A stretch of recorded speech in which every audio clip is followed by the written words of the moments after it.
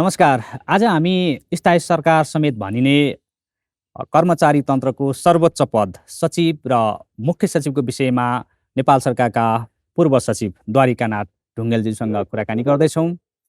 सचिवको हिजोको पदीय मर्यादा, आजको अवस्था र भोलिको अवस्था बारेमा समेत उहाँहरूसँग कुराकानी जोड्नेछौँ।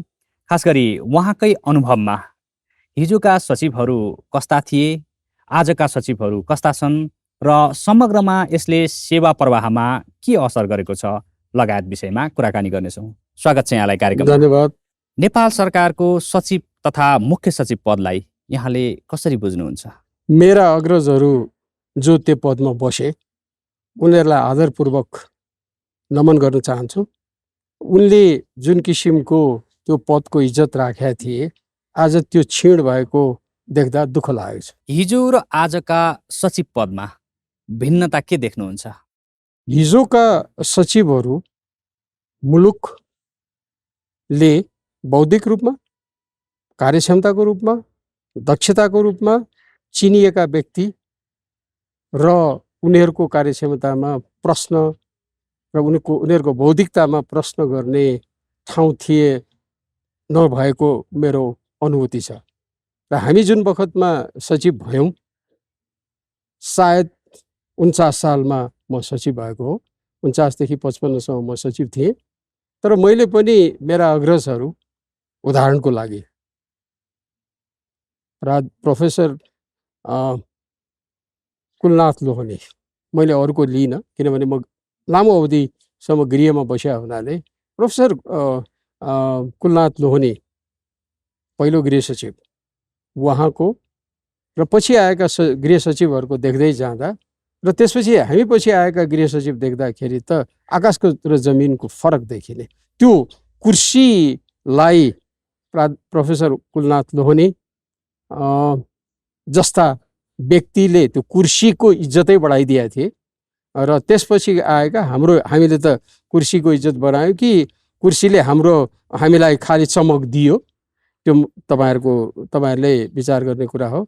पछि त मलाई लाग्छ त्यो कुर्सीलाई नै भार भएका मान्छे नै त्यो कुर्सीमा बस्नु पुग्यो कि जस्तो लाग्छ मलाई। सचिवको जिम्मेवारी, पदको सुरुवात र यसको विकासक्रमबारे पनि थोरै केही बताइदिनुहोस्। सचिवको तपाईँले 3टा प्रश्न गर्नुभयो।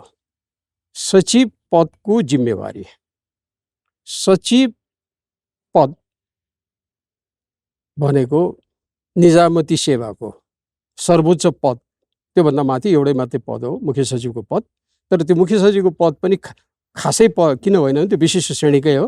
त्यो भएका मध्येको एउटालाई अध्यक्षता गर्न दिएको, पछि चाहिँ त्यो पदलाई पनि तलबको आधारमा फरक गरिएको होइन भनेदेखि त्यो बराबर हो। मुख्य सचिव र सचिवको पद बराबर हो, त्यसरी सुरु भएको हो यो। त्यसकारणले सचिव पद भन्नाले के बुझ्ने भने राज्य सञ्चालनको लागि बनेको संयन्त्रलाई निरन्तरता दिने एउटा माध्यम हो, एक। दोस्रो, त्यसले संस्थागत सम्झनालाई, राजनीतिक नेतृत्वलाई संस्थागत सम्झना उपलब्ध गराइदिने अर्को माध्यम हो। तेस्रो भनेको त्यसले के हो भने आफ्नो विभागीय कर्मचारी, आर्थिक र अरू व्यवस्थापकीय कार्यहरू सञ्चालन गर्ने हो।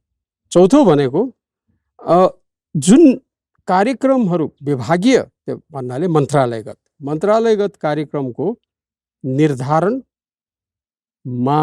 राजनीतिक नेतृत्व वर्गलाई सहयोग पुर्याउने, अहिले बहुदलीय व्यवस्था भएको हुनाले म त्यही मात्रै जोड्न चाहन्छु, उनले जनताप्रति जनाएको प्रतिबद्धता, घोषणापत्र मार्फत जनाएको प्रतिबद्धतालाई सरकारी कार्यक्रमकोमा रूपान्तरण गर्ने, तिनलाई कार्यान्वयन गराउने, कार्यान्वयनको क्रममा देखा परेका समस्याहरू छन्, ती समस्या अथवा अनुभवहरूलाई को आधारमा सुधार गर्नुपर्ने भए सुधार गराउन र आफैले सक्नेमा आफैले सुधार गर्ने र त्यसपछि आएर राजनीतिक नेतृत्वलाई सुधारको लागि सुझाव दिने, यो नै।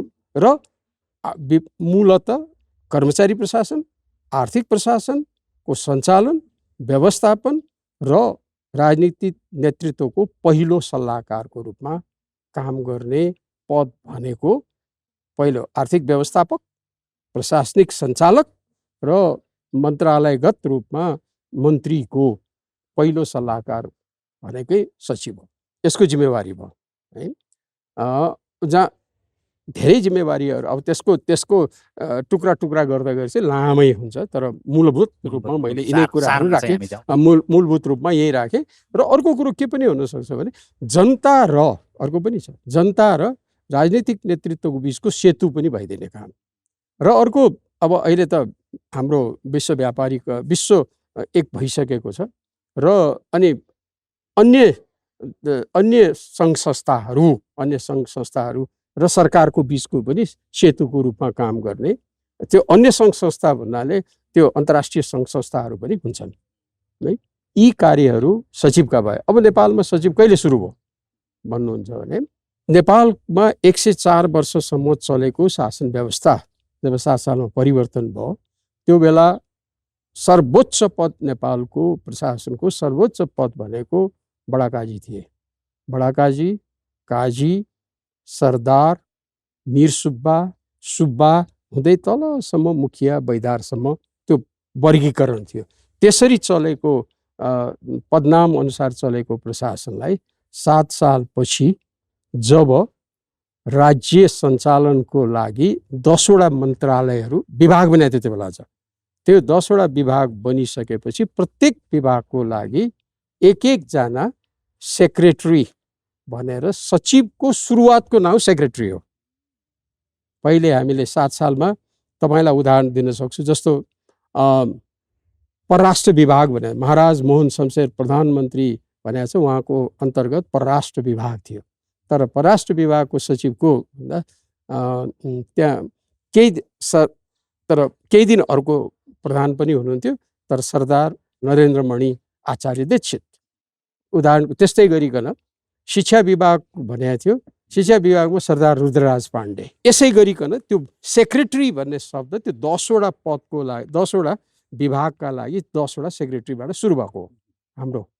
र पछि गएर लोकसेवा आयोग बन्यो 8 सालमा। लोकसेवा आयोगले आफैले विज्ञापन गर्यो आफूलाई चाहिने सेक्रेटरी, र त्यसमा अनि प्रोफेसर खड्गमान सिंह मल्ल लोकसेवाबाट सिफारिस भएर लोकसेवा आयोगको सेक्रेटरी हुनुभयो। त्यसैले 11वटा यसरी सेक्रेटरी विभाग र लोकसेवा आयोगको सेक्रेटरी भएको। तर सेक्रेटरी त्यो बेला के भन्थ्यो भने सेक्रेटरी भन्नाले समूह जनाउँथ्यो।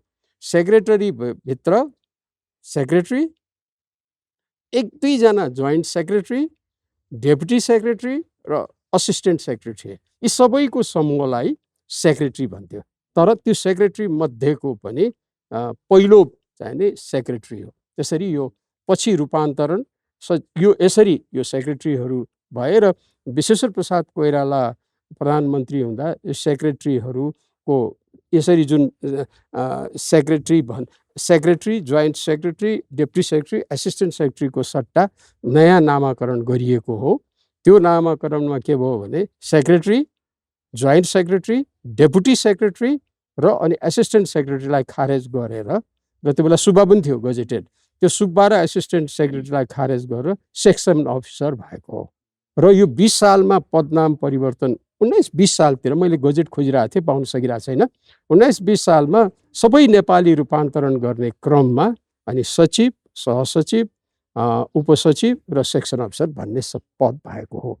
अब जहाँसम्म सेक्रेटरी पद कहाँबाट आयो भन्ने कुरा हुनुहुन्छ नेपालमा भने नेपालको प्रशासन हामीले बेलायती प्रशासन, बेलायतको भारतमा आएको प्रशासन र भारतीय सल्लाहकारहरू त्यो बेला काम गर्थे। त्यसकारण उनीहरूकै सल्लाहमा त्यो सेक्रेटरी शब्द नेपालमा आयो।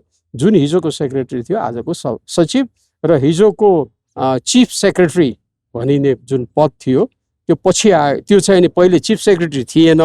7 सालमा वरिष्ठ सचिव हुनुहुन्थ्यो, उहाँले नै सचिवहरूको बैठकको सेक्रेटरी सम्मेलन भन्थ्यो त्यो बेला, सेक्रेटरी सम्मेलनको अध्यक्षता गर्नुहुन्थ्यो।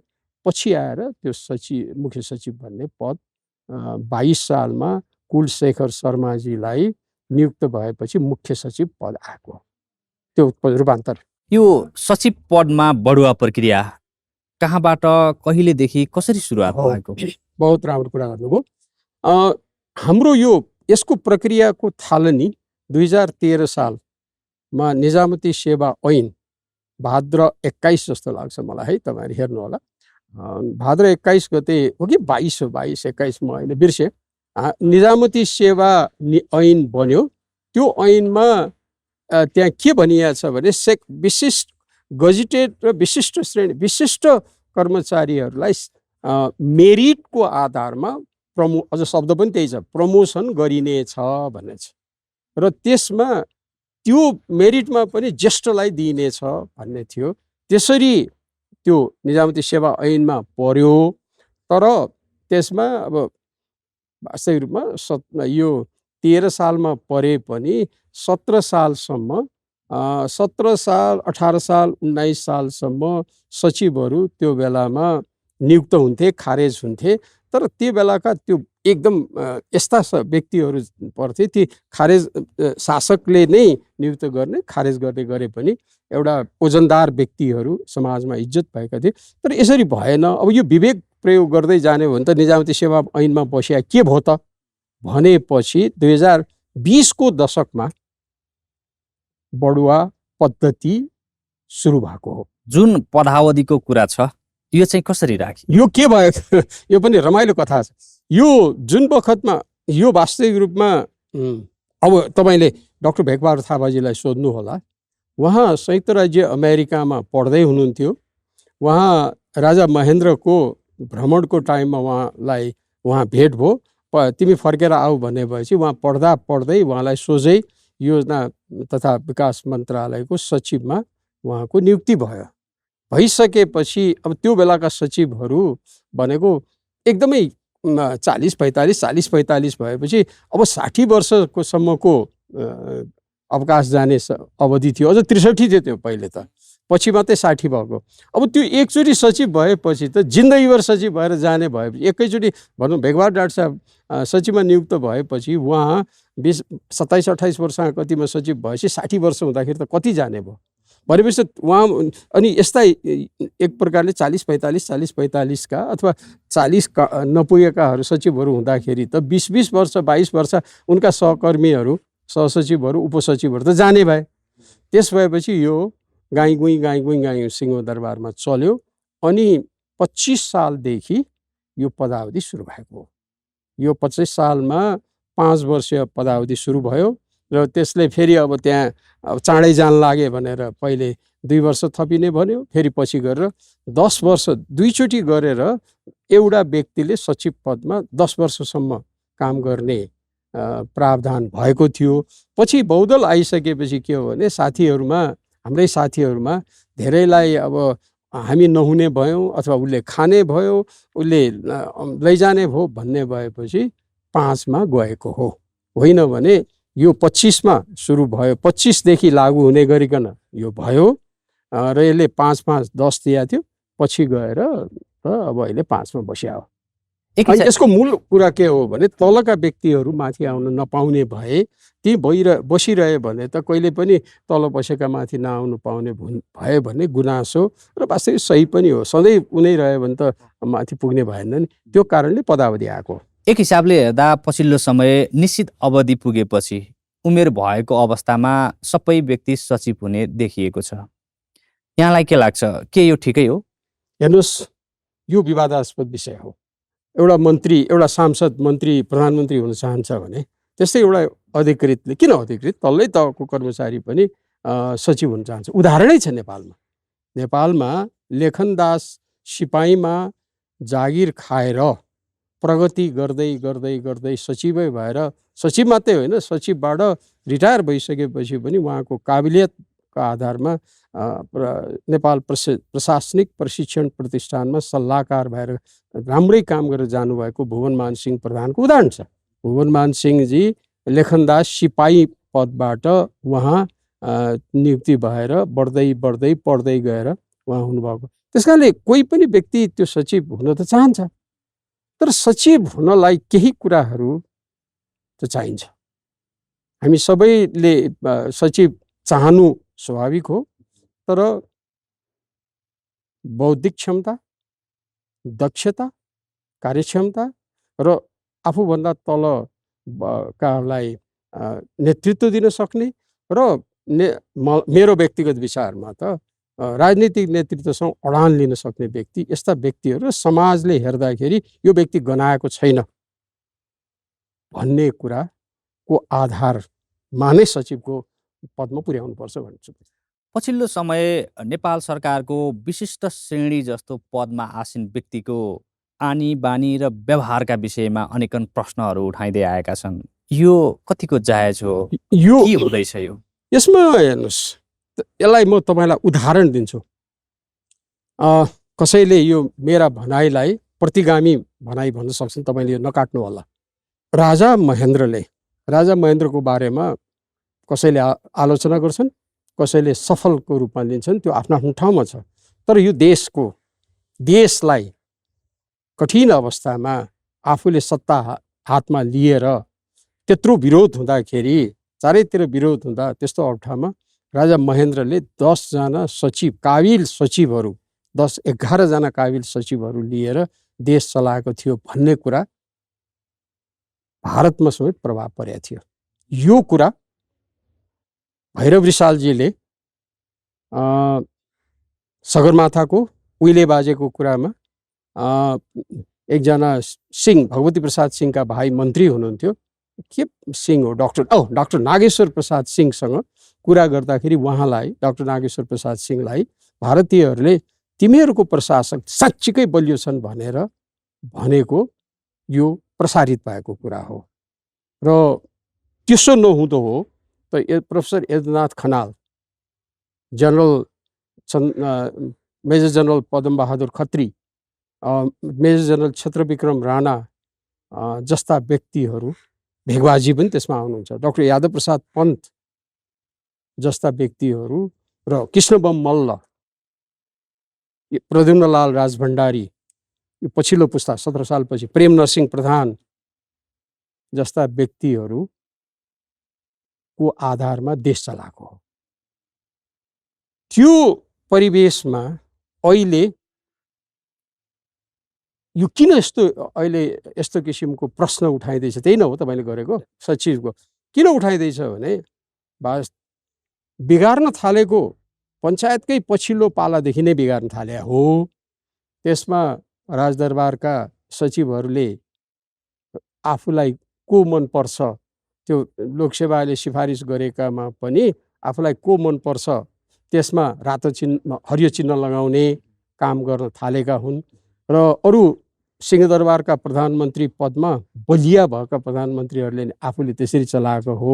त्यसले गर्दा खस्किँदै अनि मेरो को राम्रो भन्दा पनि कसको चाकडी भएको छ, कसलाई रिजाउन पाएको छ भन्ने कुराले त्यो बिगार्दै आएको थियो।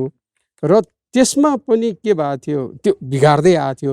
पछि गएर खास गरिकन यो कहाँनिर बिग्रिन गयो भने 48 सालमा प्रशासन सुधार आयोग गठन भइसकेपछि त्यो प्रशासन सुधार आयोग गठन किन गरिएको थियो भने प्रजातन्त्रको आवश्यकता अनुसार प्रशासनलाई सुधार गर्न के गर्नुपर्छ र जनताको सेवाग्राहीलाई कसरी सन्तुष्ट पार्न सकिन्छ, यी कुराहरू र निश्चित राज्यले सार्वजनिक प्रशासनलाई कसरी सुरक्षा दिनुपर्छ जस्ता विषयहरू अध्ययन गर्न त्यो आयोग बनाएको थियो।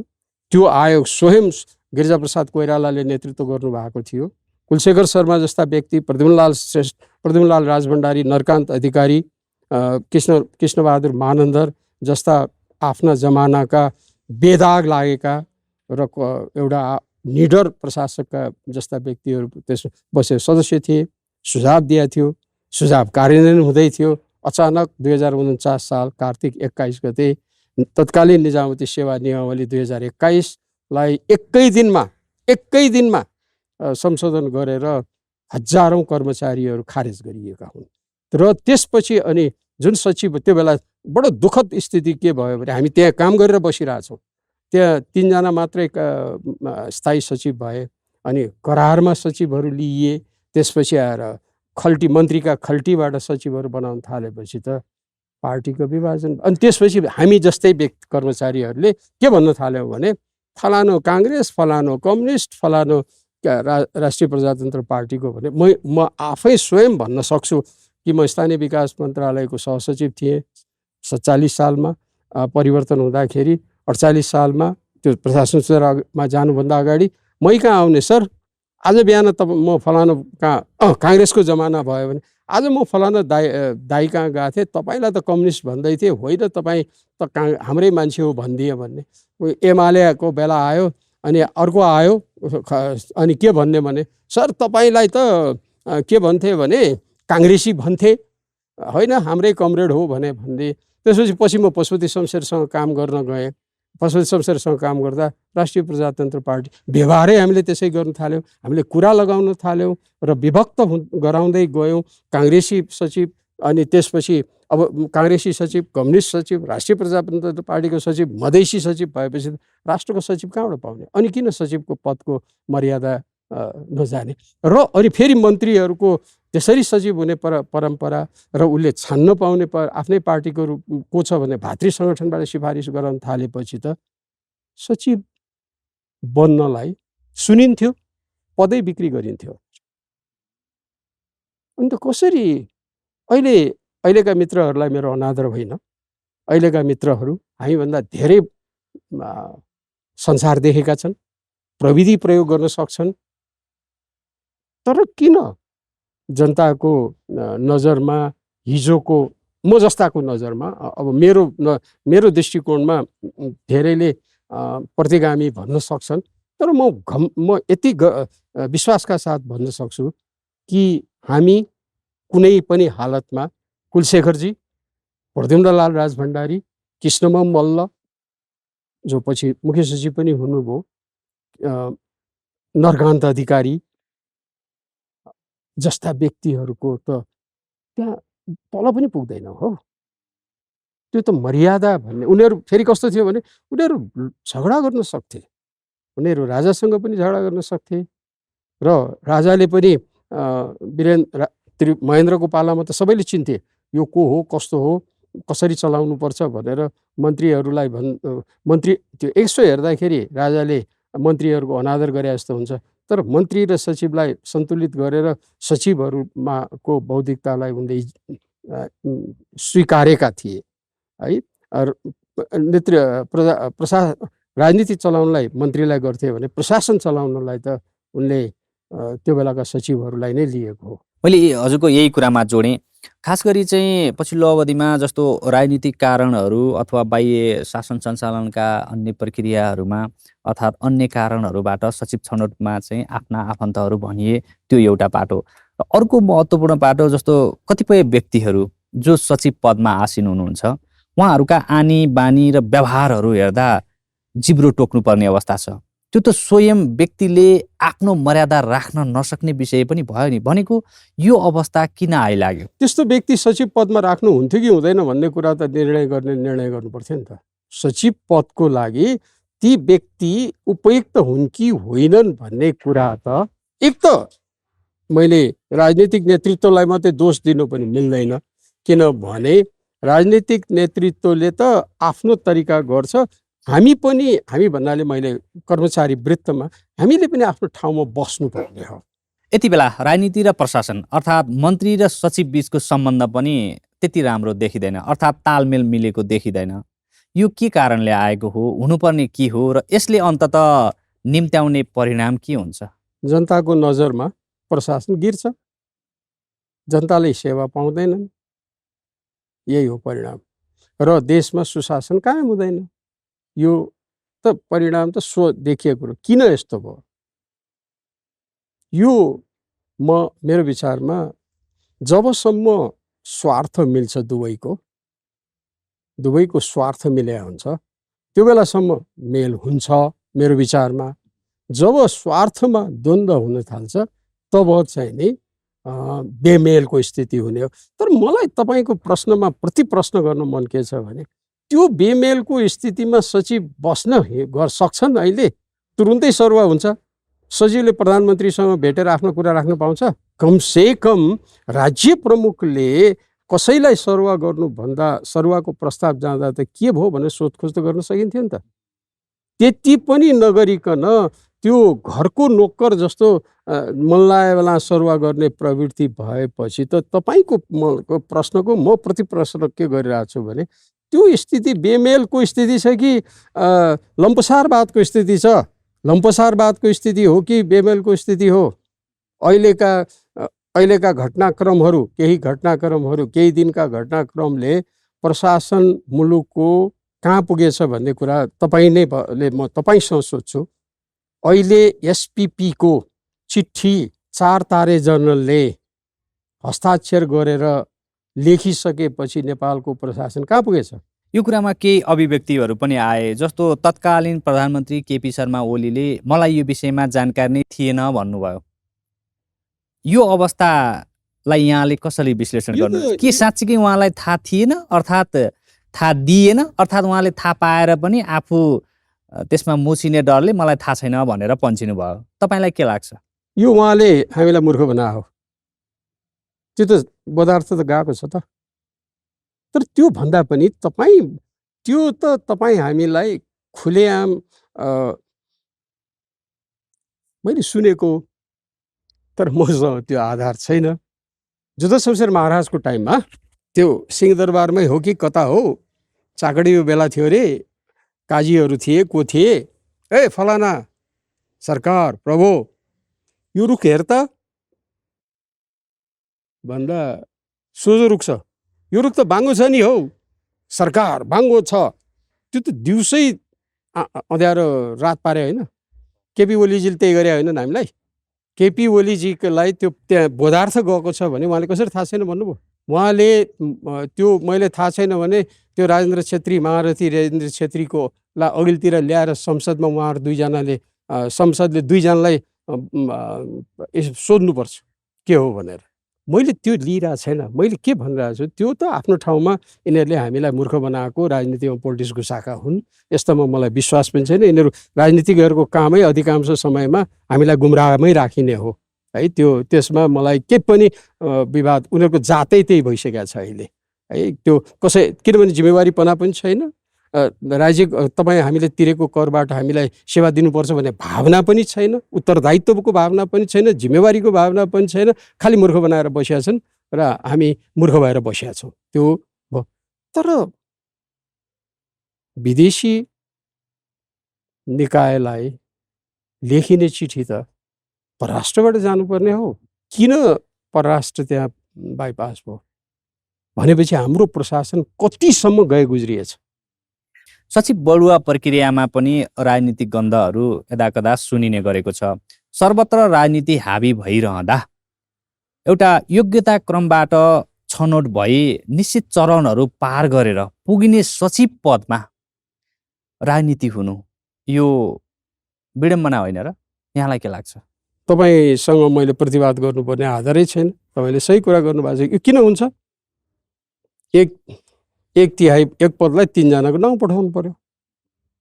त्यो गरेको भनेको यसो हेरी ल्याउँदा ल राज्य सञ्चालन गर्नेले उनीहरूलाई अधिकार चाहिन्छ भन्ने भयो। तर त्यो प्रयोग कसरी भयो?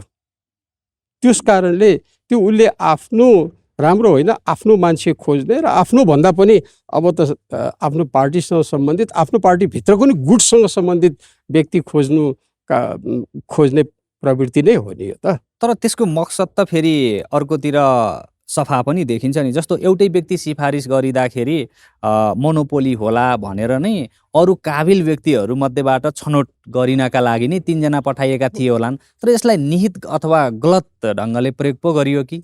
तपाईँ त्यस्तो छ, त्यो छ भने तपाईँले यो काबिल भएका व्यक्तिहरूको छनौटको लागि आधार बनाएर समितिबाट सिफारिस गरेर जसलाई गर्छ त्यसैलाई नियुक्ति गराउनुहोस् न त। हो, कहिलेकाहीँ तेस्रो नम्बरमा परेको, सिफारिसमा परेको व्यक्ति पनि त सचिव भएको हुन्छ। होइन, म थाहा छ मलाई। त्यो पहिले पनि के थियो भने त्यस्तो केसहरू भएको छ, त्यसै नभएको होइन। तर ती व्यक्तिहरूमा तिनीहरूको काबिलियतमा कुनै किसिमको शङ्का गर्ने ठाउँ देखिँदैन थियो पहिले पनि है। तर अहिले त त्यसमा के भयो भने यो राजनीति, जुन किसिमको कर्मचारी तन्त्रमा राजनीति घुस्यो र भागबण्डाको प्रचलन सुरु भयो र त्यसपछि पनि गैर जिम्मेवार व्यक्तिहरूले भूमिका खेल्न थाले, त्यसको प्रतिफल हो। भनेको अब यसको समाधान के त? हेर्नुहोस्, मैले त अब यसमा यो के देखिसक्यो भने अब यो 13 सालदेखि हेर्दैछौँ, अध्ययन गर्दैछौँ, जति सुधार गरे पनि मानसिकतामा परिवर्तन नभइकन नहुने रहेछ। त्यो मानसिकताको परिवर्तन दुवैमा चाहिने हो, कर्मचारीमा पनि चाहिने हो र राजनीतिक नेतृत्वमा पनि चाहिने हो, अझ बढी राजनीतिक किनभने मूल नीति भनेकै राजनीति हो। उनीहरूमा नै परिवर्तन हुनुपर्छ। र मलाई के लाग्न थाल्यो भने अन्य देशहरूमा पनि छ यो सचिव पदमा यस्तै झमेला गरेर यो पदको दिन प्रतिदिन अवमूल्यन गराउनु सट्टा अब हामीले पार्टीगत व्यवस्था अपनाइसकेका छौँ। उनीहरू जनताबाट हामीले निर्वाचित गऱ्यौँ गरेनौँ, मतदान दिएपछि त जनताबाटै निर्वाचित हुन्। उनीहरूले राज्य सञ्चालन गर्ने उनीहरू हामी हौँ, हामीलाई जनताले पत्याएको हुनाले हामी राज्य गर्छौँ भने मलाई लाग्छ सचिवमा पनि उनीहरूको पदावधिसम्म उनीहरूले जसलाई विश्वास गर्छ त्यो ल्याएर गरिदिए हुन्छ र निजामती सेवामा त्यो माथिल्लो पदसम्म जाने बाटो पनि खोलिदिने र तीमध्ये दुवै मध्येमा जसलाई जुन व्यक्ति सत्तामा आउँछ उसले आफ्नो मान्छे ल्याए पनि भयो।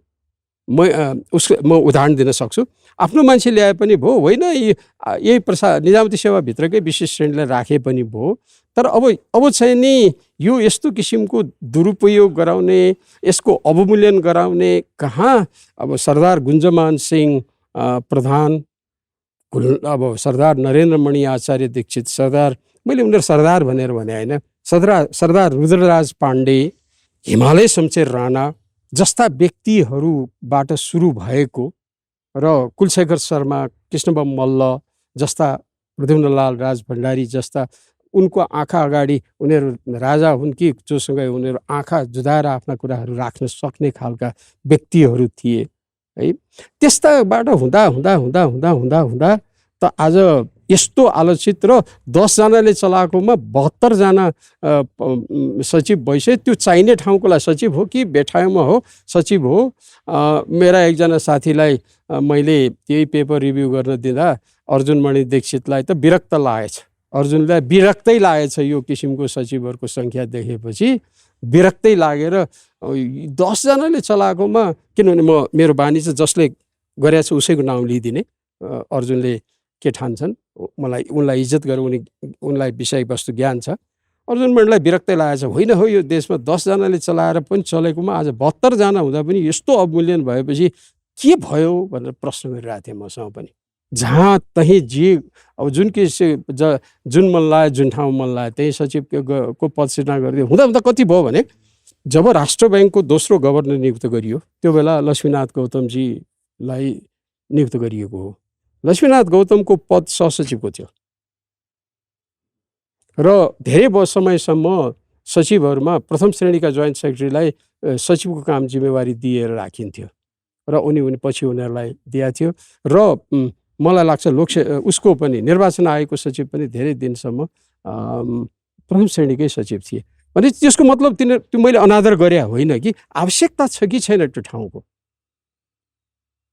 भने विचारै नगरिकन हाम्रै बेलामा पनि हामी कतिजना थियौँ र 20-25-30 जना कति थियौँ होला। मैले अर्को विषयतिर प्रवेश गरेँ। ऐन नियममै उल्लेख गरिएको नियमित प्रक्रियाका रूपमा रहेको सरुवा यति बेला आतङ्कका रूपमा देखा परेको छ। यो अवस्था कसरी आइलाग्यो? यो अवस्था त यो कुरा त तपाईँले मैले भन्ने हो भने नियमलाई व्यवस्था गरिएको, खल्टीमा राखिएको र हामीले जे गरे पनि हुन्छ भन्ने अधिनायकवादी सोच राजनीतिक नेतृत्वको कारणमा भएको। कर्मचारी, मुख्य सचिव लगायतका सचिवहरूले पनि त्यसमा आवाज उठाउन नसकेको। त्यसकारणले यो यस्तो विषय त मुख्य सचिवमा पुगिसकेको मान्छेले गलत कामहरू गराउने बखतमा मलाई अब के चाहिएको छ, चाहिँदैन, म यो गर्न सक्दिनँ, म राजीनामा गर्छु भनेर ती मुख्य सचिवले अथवा 2-4 जनाले सचिवले साँच्चीकै अडान लिइदियो नि त यिनीहरूलाई अप्ठ्यारो पर्छ। म फेरि सचिव बढुवामा नै फर्केँ। सचिव बढुवामा केही विभेदकारी प्रावधान र बढुवा प्रणालीबारे पनि यहाँले आफ्नो लेखमा उल्लेख गर्नुभएको गरेछु। यसलाई थोरै प्रकाश पारिदिनुहोस् न। मैले यो किन सम्झेर लेखेँ भने यसमा मेरा साथीहरूसँग मेरो मतान्तर छ। प्रशासनको पछ्याइरहेका साथीहरूसँग मतान्तर छ। उनीहरूले आफ्ना दृष्टिकोण राख। मेरा गुरुहरू, आदरणीय गुरुहरू professor Nareshman Singh, professor Samdev Pande, professor Krishnaraj Pande, professor Narbahadur Thapa, professor Upendra Narayan Sinha अथवा फणेन्द्र प्रसाद लोहनी हाम्रा प्रिन्सिपल, प्रसन्नमान सिंह हाम्रा प्रिन्सिपल, अनि कुलरत्न तुलाधर चिफ इन्जिनियर, डाक्टर सिद्धिमणि होइन पछि अरू डाक्टर, उहाँहरू विशिष्ट भएर त्यत्रो काम गर्दा पनि उहाँहरू कहिले पनि उहाँहरूलाई विशिष्ट श्रेणीमा लगिएन। उहाँहरू जहिले पनि उहाँका विद्यार्थीहरू चाहिँ नि उहाँहरू सचिव हुने केही अपवाद बाहेक अपवादको रूपमा लगिएकाहरूमा professor Ratnabahadur Bista, professor Yadnath Khanal, professor Ramprasad Manandhar, professor Kulnath Lohani, Rudraraj Pande आदि केही बाहेक अरू सबै पेन्सन अहिले म त्रिचन्द्र कलेजको प्राध्यापक हुँदाखेरि पढ्दाखेरि मेरा गुरु र म त्रिचन्द्र कलेजको प्राध्यापक हुँदा मेरा head of the department Upendra Narayan सिन्हाको उहाँको मैले त्यो निवृत्ति भरण पत्र हेर्दा जिन्दगीभर उहाँ जाने बेलामा प्रथम श्रेणीमा गएको हो। त्यसमध्ये केही व्यक्तिहरूलाई लोकसेवा जस्तो ठाउँमा लगिन्थ्यो होला, बेग्लै कुरा। त्यो विभेदकारीले गर्दाखेरि त एक प्रकारले उहाँहरूले पढाएका विद्यार्थी, उहाँले पढाएका विद्यार्थीका पनि विद्यार्थी छ नि, सचिव भएर उहाँले नमस्कार गर्नुभयो। त्यो मलाई चित्त बुझेको थिएन। मेरै बाजे पनि चन्द्रशमशेर महाराजको टाइममा कलकत्ताबाट पढेर आएर रिटायर हुने बेला के हुनु हो, उहाँ प्रथम श्रेणीमा रिटायर हुनुभयो। जिन्दगीभर काम गर्दा पनि उहाँका विद्यार्थीहरूलाई उहाँले नमस्ते सचिवजी भन्नु पर्यो। त्यो 7-8 सालमा 9 सालमा ठिक थियो होला, किनभने त्यो बेला प्राविधिकको सङ्ख्या कम थियो, तर उनीहरूलाई पनि विशेष श्रेणीमा जाने बाटो त दिनु पर्थ्यो नि। र अनि अर्कोतिर के गर्यो, केही व्यक्तिहरूलाई, केही कर्मचारीहरूलाई त्यो उदाहरणै छ। कर्णध्वज अधिकारीजी आदरणीय व्यक्ति हो, तर कर्णध्वज अधिकारी, वेदबहादुर खड्का, पशुपति प्रताप शाह आदि आदिलाई, मलाई लाग्छ दिव्यदेव भट्ट आदिलाई सेवा परिवर्तन गराएर उहाँहरूलाई प्रशासनमा ल्याएर विशिष्ट बनाइयो। त प्रश्न के हो भने उहाँहरूलाई मात्रै किन? त्यही चिज थियो भने त सब अरू पनि थिए होलान् उहाँहरूका समानकाहरू। त्यो त विभेदकारी हो। त्यस कारणले मेरो भनाइ के हो भने त्यस्तो किसिमको विभेदकारी व्यवस्था ठिक थिएन। त्यसमा परिवर्तन हुनुपर्छ। सेवामा माथिल्लो पदसम्म जान दिनुपर्छ।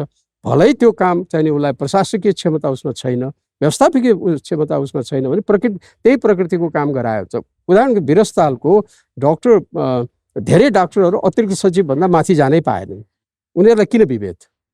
त्यस कारणले म चाहिँ त्यो विभेदकारी प्रावधानको अहिलेको विभेदकारी प्रावधानको अन्त्य भएको म राम्रो ठान्छु। तर त्यहाँ के थपिया छ एउटा भने 95% कार्य सम्पादन मूल्याङ्कनमा त्यति नम्बर चाहिन्छ भने, अब यो हाम्रो कार्य सम्पादन मूल्याङ्कनमा म तपाईलाई एउटा उदाहरण दिन्छु। 28 सालमा कार्यक्षमता मूल्याङ्कन गर्ने वस्तुगत प्रणालीको सुरु भइसकेपछि म पनि त्यही अन्तर्गत 34 सालमा उपसचिव भएको हो। त्यसभित्र एउटा विषय थियो कि दुईटा थियो जहाँ धेरै खेल्न सक्थे र त्यसमा अझै एक ठाउँमा खेल्न सक्ने थियो। त्यसमा स्वास्थ्य भन्ने थियो। स्वास्थ्यको परीक्षण गराए बापत 10 नम्बर र 7 नम्बर थियो। अब प्रतिस्पर्धामा उहाँ पोइन्टले फरक पर्थ्यो। हामी यहाँ वीरस्थलमा जचाउनेलाई 7 दिन्थ्यो, किनभने सबैलाई 7 दिएको थियो। भक्तपुर जानेले 10 पाउँथे। अब त्यसैले जो अलिकति त्यसो नभनौँ, जो साथीहरूलाई यो सब कुरा थाहा थियो, चलाक शब्द प्रयोग नगरौँ, जो थिए तिनीहरूको सबको 10 भयो, हामी 7 पायौँ। अर्को कुरो, त्यो असाधारण रूपमा बढुवाका लागि योग्य भनेर अधिकृत स्तरमा मुख्य सचिवले त्यो 10 नम्बर कि कति नम्बर दिने अधिकार थियो, 7 कि 10 एकमुष्ट दिने अधिकार थियो। त्यो मन्त्रालयको सिफारिसमा जान्थ्यो। कृष्णबहादुर मानन्दर मुख्य सचिव हुनुहुन्थ्यो। उहाँले मैले त कसैलाई दिँदिनँ भन्दै हुनुहुन्थ्यो, तर कसैले लगाएर अब लिन गए। अब त्यो सबैको पहुँच त हुँदैन नि। त्यस्तो विभेदकारी प्रावधान थिए कि त्यो विभेदकारी प्रावधान हुँदाखेरि त्यसले पनि धेरैलाई असर गरेको थियो भने र अनि तर कार्य सम्पादन बापत खुला जस्तो थियो। त्यो के गर्थे भने हामीहरू यिनले हामीलाई गाली देखाउनु पर्दाखेरि सबैलाई काम गर्नेलाई र नगर्नेलाई बराबर दिन्थे। काम गर्नेलाई बराबर दिएपछि त त्यो कार्य सम्पादन त जिरो भयो होइन। केले भूमिका खेल्ने भयो? तिनटाले खेल्थ्यो। एउटा पिएचडी डिएससी गरेछ, पिएचडी गरे एकमुष्ट 40 कतिपय, डिएससी गरे 40 थियो। एक योग्यता बढी पाइन्थ्यो कि एमए बिएल छ अथवा एमए पिएचडी छ अथवा एमए डिएससी एउटा बढी पाइन्थ्यो, न्यूनतम भन्दा बढी। अब जसको त्यसैले बिएलको त्यो बेला बाढी लागेको थियो कर्मचारीहरूमा, बिए बिएल एमए बिएल गर्ने। अनि डिएस अनि के त्यसले त्यहाँनेरि फरक हुन गयो कर्मचारीहरूको। केही कर्मचारीहरू त्यसरी, अर्को कुरो त्यो स्वास्थ्यको 3 नम्बरले गयो, अर्को त्यस्तै गरिकन खेल्न सक्नेहरूले मुख्य सचिवबाट फरक हुन गयो। तर कार्य सम्पादनमा तपाईँ यो अहिलेमा विविधकारी कार्य सम्पादन बराबर अहिले पनि यो प्राविधिक कर्मचारीहरूलाई जुन गरिने भन्ने छ नि, ज्येष्ठतम भन्ने छैन, त्यसमा 95% कार्य सम्पादन भनेको छ। त्यसैले मैले त्यो शब्द प्रयोग गरे हुँ। त्यो 95 भने त केही न केही बेकार हो त्यो। त्यसैले के भयो भने यो राम्रो पनि हो, तर यसले अर्को पनि समय के हो भने मसान कुरेपछि मुर्दा पाइन्छ भने जस्तै चाहे जेसुकै गर। अब अहिले भ्रष्टाचारमा कसलाई पक्रिया छ भ्रष्टाचार लाग्ने, त्यो बिचरा त्यो सानोतिनोमा हुन्छ, अरबौँको भ्रष्टाचार गर्ने त केही लाग्दैन। अनि त्यो भ्रष्टाचार गरे पनि कार्यक्षमतामा जस्तो भए पनि अब बसिरह्यो भने पाइन्छ भन्ने हुन। त मैले पनि राज्य व्यवस्था समितिले गरेको एउटा प्रशासन सुधारकोमा कार्यपत्र लेख्दा मैले गरेकै हो, ज्येष्ठताकै आधारमा गर्नु। तर ज्येष्ठताभित्र पनि केही कुराहरू राख्नुपर्छ जसले छट्नी गर्नुपर्छ भन्ने कुरा। त्यो ज्येष्ठताको मैले इन्डियन सिस्टमबाट लिएको हो। इन्डियनको ब्याचमेट हुन्छ, उनीहरूलाई लिएर जाने, तर त्यहाँ सेक्रेटरीमै लाने बेलामा त उनीहरूले पनि हेर्छन् है। अब यहाँ जहाँ पनि सचिवको दरबन्दी कायम गरिदा त्यो पदको मर्यादा धुलिसात भयो कि भन्ने पनि कुरा उठाइने गरेको छ। मैले भनिसकेँ नि, त्यो त अब चिनी खाँदै गएपछि एकचोटि त चिनी त त्यो हुन्छ नि त, तितो हुन्छ नि त।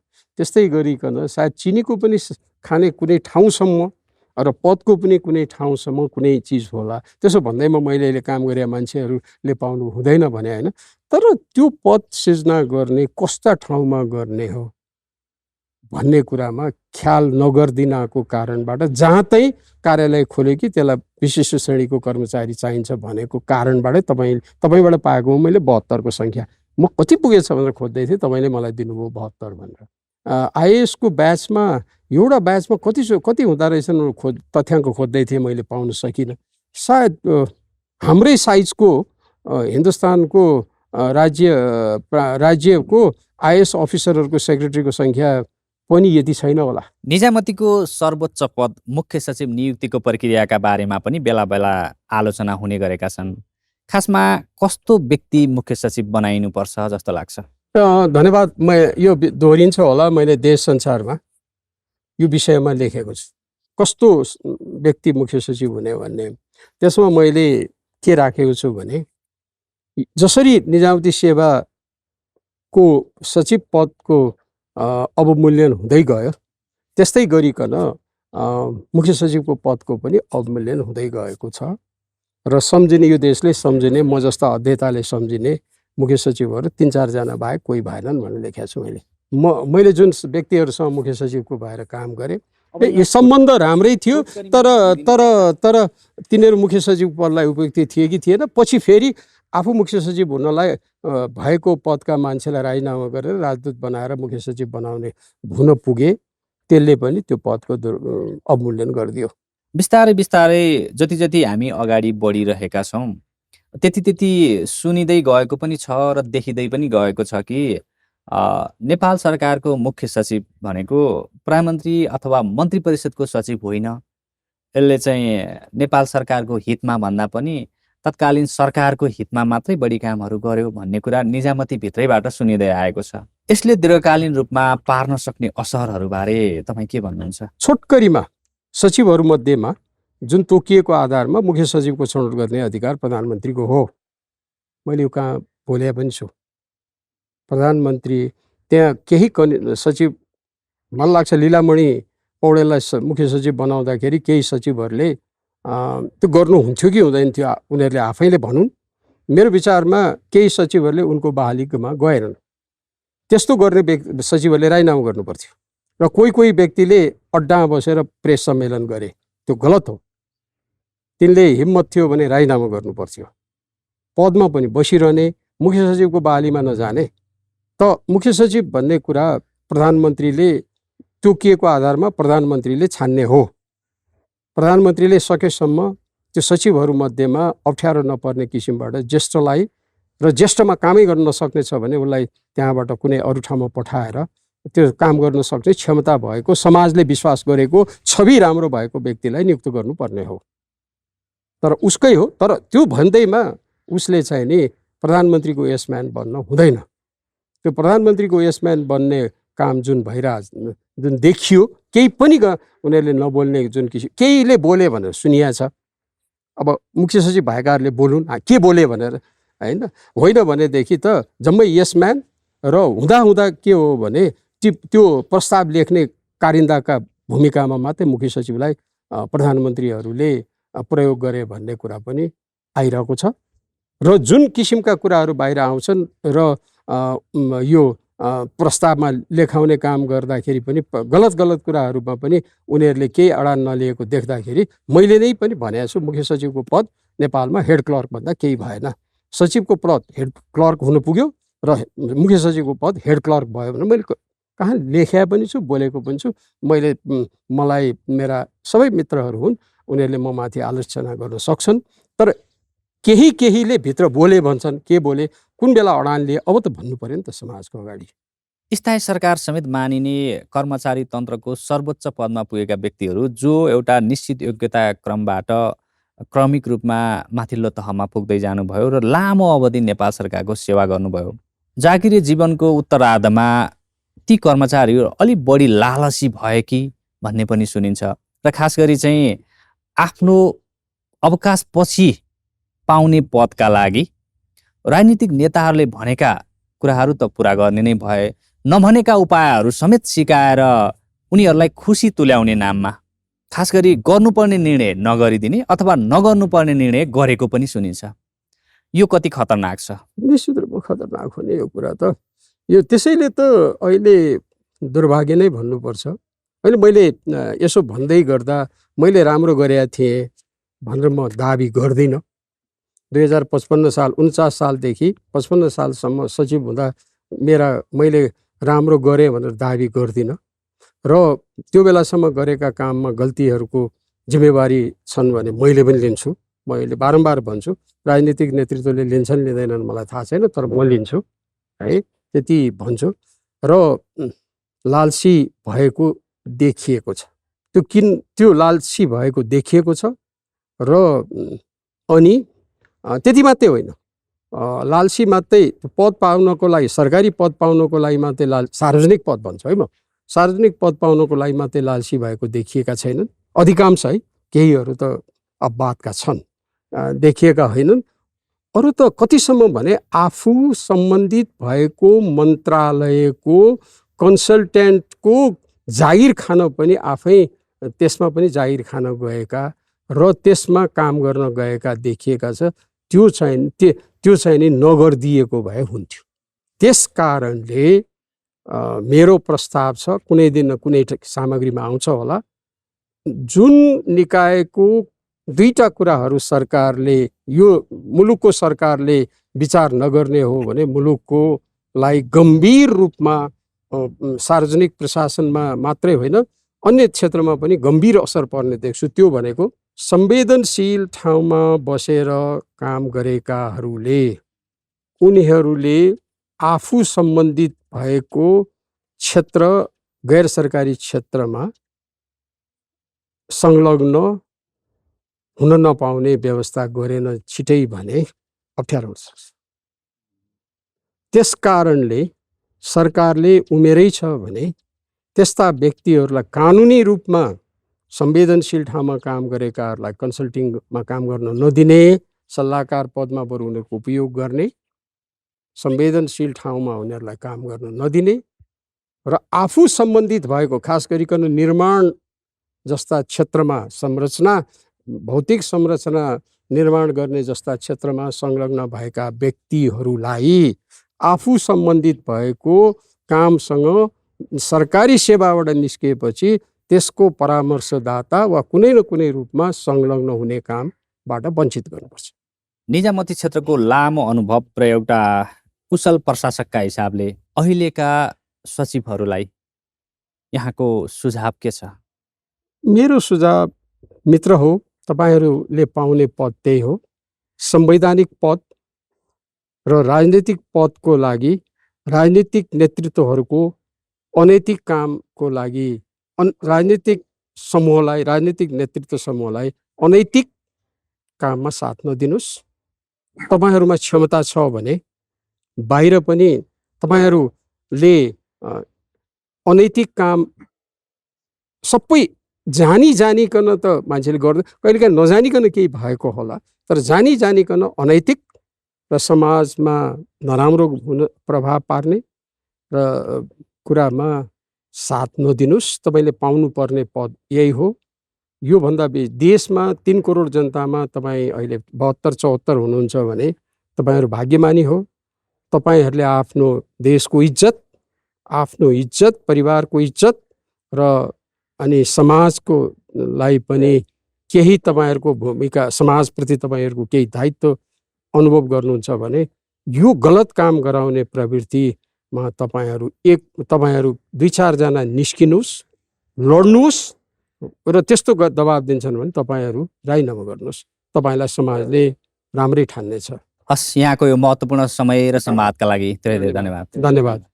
आदरणीय दर्शकबिन, आज हामीले नेपाल सरकारका पूर्व सचिव द्वारिकानाथ ढुङ्गेलसँग नेपालका सचिवहरूको वर्तमान अवस्था, हिजोको इतिहास र केही भविष्यका विषयमा समेत कुराकानी गरेका छौँ। यहाँहरूलाई यो कुराकानी कस्तो लाग्यो? थप यहाँहरूको सुझाव र सल्लाहका लागि अनुरोध गर्दछौँ। नमस्कार।